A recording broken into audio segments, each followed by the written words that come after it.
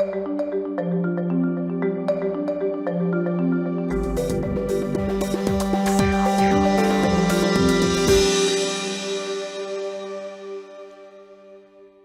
thanks for watching this video about our groundbreaking new program for developing the foundational core competency of cognitive self-leadership, the practice of engaging one's best ways of thinking in any and all circumstances that matter. Cognitive self-leadership empowers people to think better, work smarter, stress less, and achieve more. How many situations are there in life or on the job that would benefit from such a skill? What would happen to your organization's performance if more people had the ability to think better, work smarter, stress less, and achieve more? Well, guess what? People already do. People already have lots more knowledge and skills than they even know how to use. What they lack most is the wherewithal to make full use of the cognitive assets they already have. For the past decade, we've been researching and developing a totally new approach to performance improvement and talent development based on the science of neuro-axiology.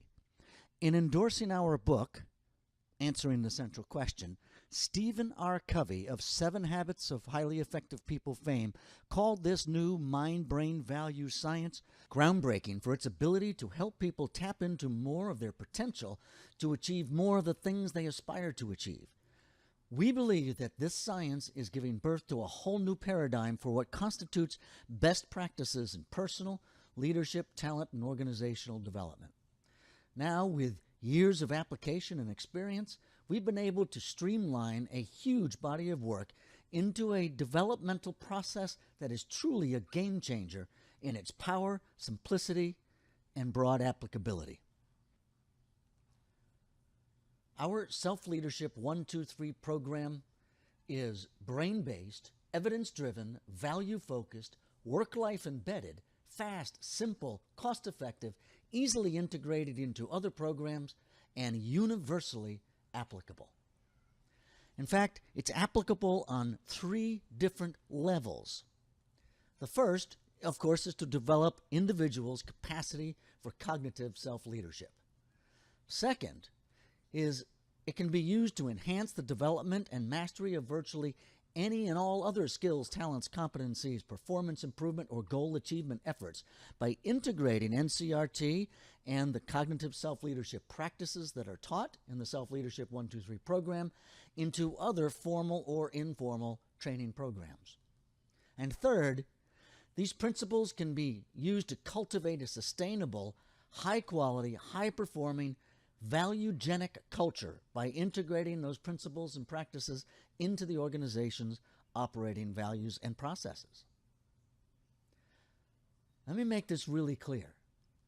This one program that is fast and simple, cost-effective, universally applicable, and produces unprecedented results in 3 different levels.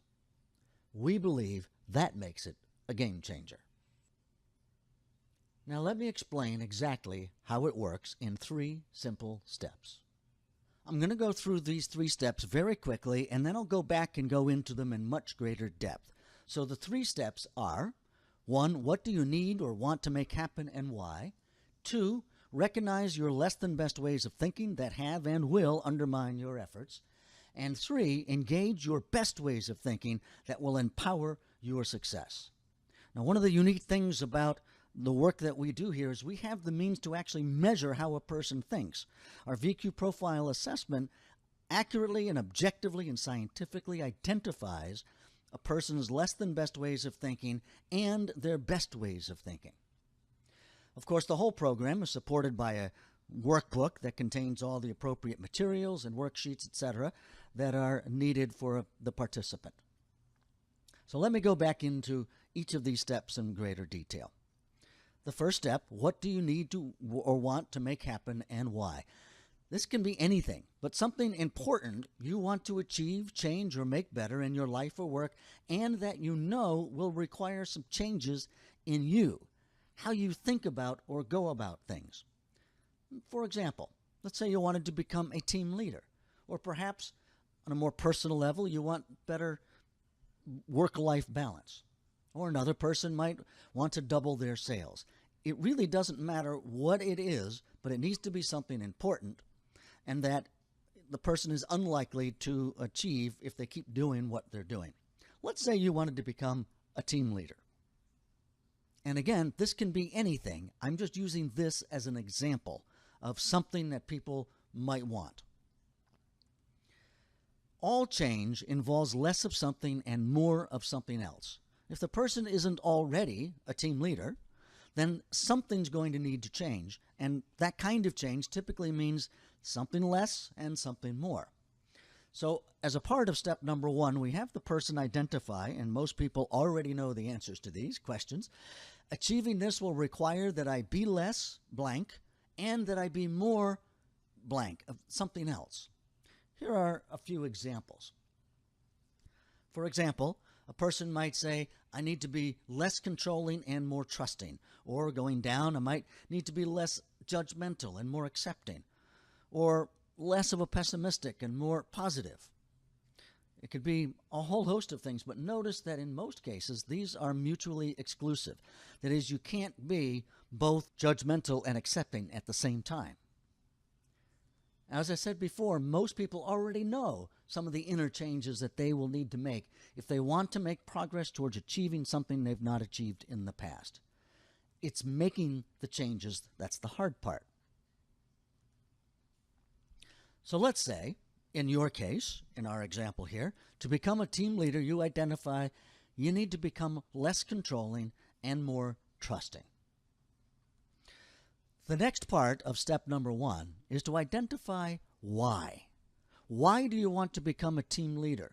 Why is it important to be less controlling and more trusting? And one of the ways in which we have that conversation is to explore the value that it will create for you and others if you succeed. For example, if you succeed in being less controlling and more trusting, what's the value of that? And what's the value for yourself and others if you become the team leader? And it's important that that value be identified, because the only reason, or one of the only reasons people do anything, is because they recognize that there is value in doing so. But the other reason why people take action is because they recognize the price that they will pay and others might pay if they don't take on the changes that are necessary. So there will be a price that they will need to pay if they don't become less controlling and more trusting, and if they don't become a team leader. And part of that price is everything that they said was the value that it would create for themselves and others if they succeeded. It's this kind of conversation that creates the juice that allows people to say, I want to develop myself to become these things that I aspire to, and to give it much more than just lip service. It's what gives the value of achievement. It's what gives it a big enough why. George Bernard Shaw said, progress is impossible without change, and those who cannot change their minds cannot change anything. So in order to become less controlling and more trusting, then a person has to change the way they think. Because if they don't change how they think, they're not going to be able to change their results. This brings us to step number 2. Which ways of thinking habitually cause you to be how you don't want to be? In this example, overly controlling. That's where the VQ profile assessment comes in. Thinking is the catalyst that turns potential into performance, and that includes both good performance and not so good performance. And this has been the missing link in learning and development. When learning and development doesn't produce the behavioral changes and results, the reason is it didn't create the cognitive changes necessary, but it's not missing anymore. Let me explain. We all have some ways of thinking that are good and can potentially support our success and happiness. We call them your cognitive assets. But we also all have some ways of thinking that are not so good and can and do undermine our performance and our happiness, creating stress, failure, mistakes, and underperformance. We call those your cognitive liabilities. This is the summary page from a sample VQ profile assessment report. A VQ profile measures how and how well a person thinks from 36 different perspectives, different ways of thinking. A VQ score is indicative of the quality or clarity of a person's thinking from that perspective. And the assessment also reveals to us the nature of how that person thinks. So we can tell whether it's a good way or a not so good way of thinking. We can tell exactly how that person tends to think about things from that perspective. When a VQ score is less than 100, it's considered to be a cognitive liability. Technically, it's a cognitive bias that becomes a liability in certain circumstances. It's their less than best ways of thinking that undermine their wisdom and their success. But perspectives that score at 100 are considered crystal clear. They are the cognitive assets. They represent their best ways of thinking that always support their greater success. There are 12.8 quadrillion possible combinations, different VQ profiles. The question is, which ways of thinking tend to dominate? What do you think? If you guessed cognitive biases and liabilities, you guessed right. Of course, the goal is to learn how to maximize the cognitive assets and minimize the cognitive liabilities. After all, that's the essence of cognitive self-leadership, engaging one's best ways of thinking in any and all circumstances that matter. So we have the ability to scientifically, objectively, and accurately identify a person's ways of thinking that are cognitive biases and liabilities, and their ways of thinking that are their cognitive assets, their best ways of thinking. But out of the 36 perspectives, having assessed over 10,000 people's thinking, what do you think is the average number of cognitive assets that people have? The answer is 7.6. That's it. Out of 36 different ways of thinking, most people have just 7.6 ways of thinking that are truly brilliant and their most wise ways of thinking, leaving, of course, 28.4 other ways of thinking that represent their cognitive biases and liabilities that get them into trouble.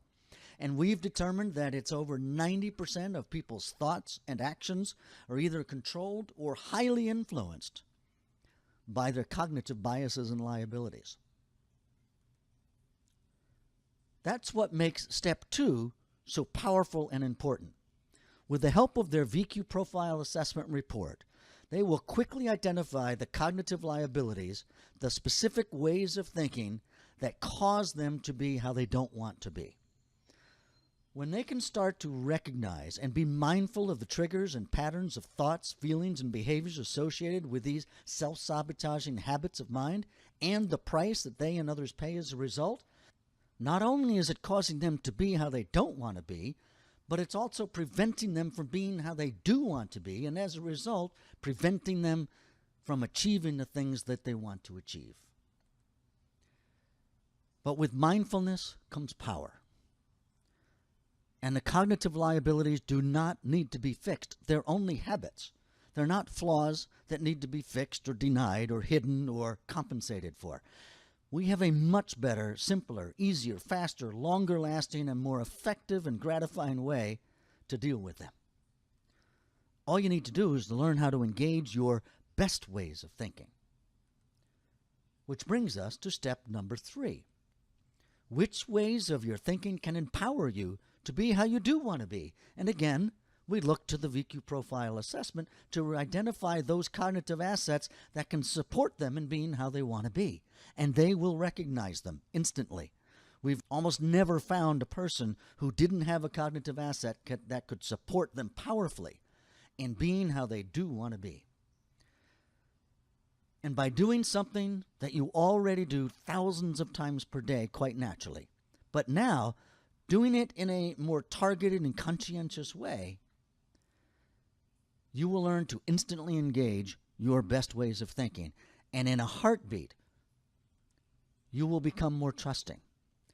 And because these were mutually exclusive, when you are more of how you do want to be, you are automatically less of how you don't want to be, and your cognitive liabilities cease to have any power over you.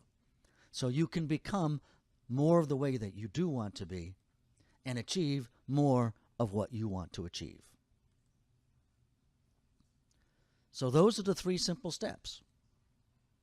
The first, what do you need or want to make happen and why? This can be any worthwhile achievement or any kind of developmental goal, including the entire list of core competencies and skills that are out there in the mainstream. Then simply recognize what needs to change in order to achieve that goal. Recognizing that in order to achieve any kind of change, you'll need to be less of something and more of something else. With that identified, you look to your VQ profile assessment report to identify which ways of your thinking actually cause you to be how you don't want to be, your cognitive liabilities, and in step 3, identify those ways of thinking you already have that can empower you to be exactly how you do want to be, your cognitive assets. And by shifting perspectives, which we teach you how to do, you will maximize your cognitive assets, minimize your cognitive liabilities, and you are practicing cognitive self-leadership. Integrate these 3 steps into any training for any competency, and apply these 3 steps to help you achieve any goal. So there's an opportunity here. If you want to maximize your return on investment for learning and development, if you want to maximize your impact on performance, if you want to maximize your reputation as a visionary innovator, stop wasting all your time and money on inefficient, old-school knowledge, skills, personality, behavior-based best practices that are out there. But they're only out there because there's a missing link, and we've talked about that.